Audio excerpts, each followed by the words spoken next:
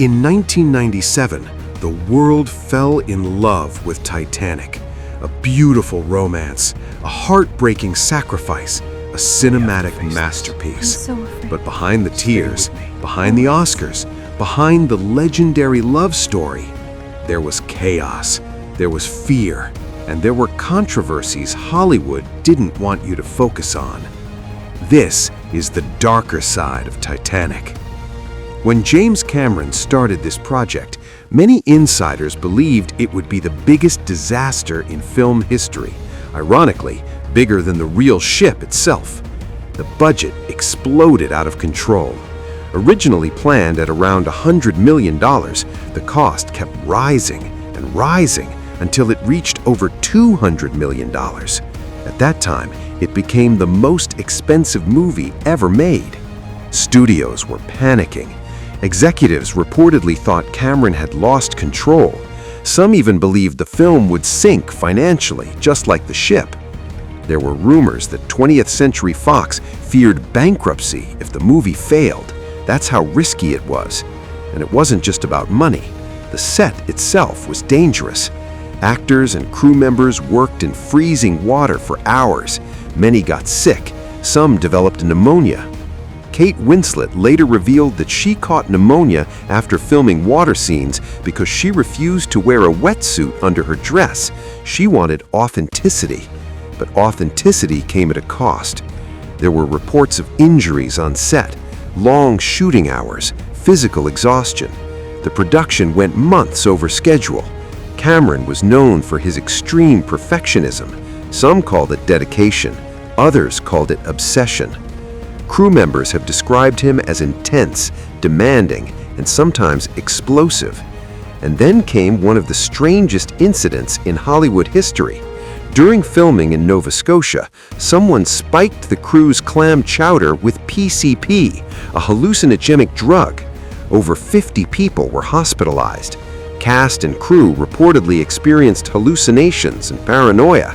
Some thought they were losing their minds. The culprit was never officially identified. The incident was quietly buried under the film's growing publicity machine. But that wasn't the only controversy. Let's talk about the most debated scene in film history, Jack's death.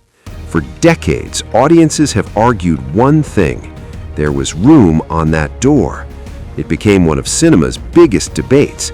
Could Jack have survived? Fans analyzed the scene frame by frame.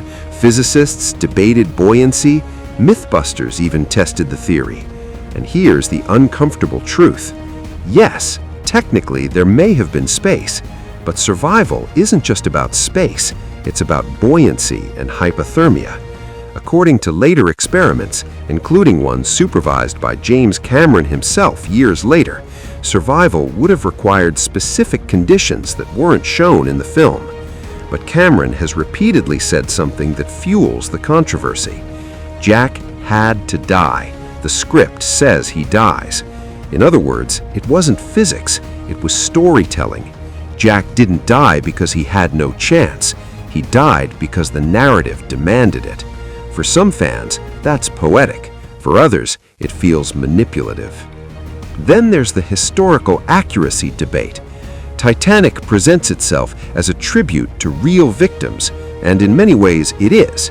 The ship's design was recreated with obsessive detail.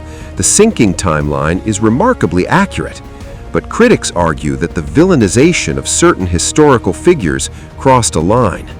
J. Bruce Ismay, the White Star Line chairman, is portrayed as cowardly and selfish.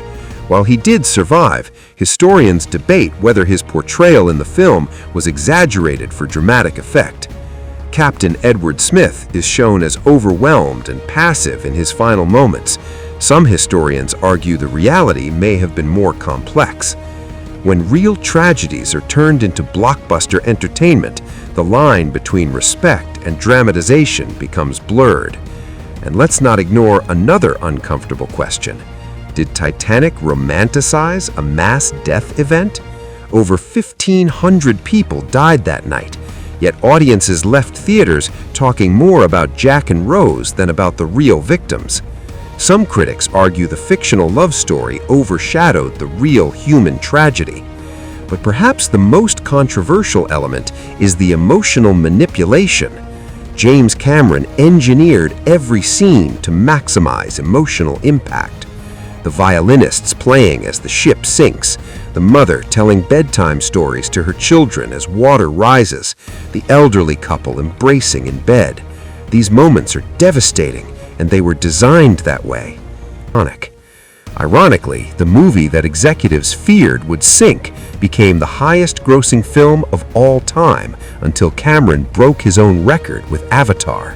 It won 11 Academy Awards. It became a cultural phenomenon.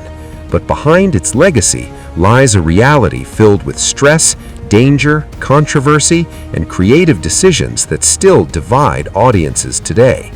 Was Jack's death necessary? Was history altered for drama? Did perfectionism cross into recklessness? Was tragedy turned into spectacle? Or was this simply the price of creating cinematic history? The truth is, Titanic wasn't just a movie about disaster. The production itself was a high-risk gamble. If it had failed, it would have been remembered as Hollywood's greatest mistake.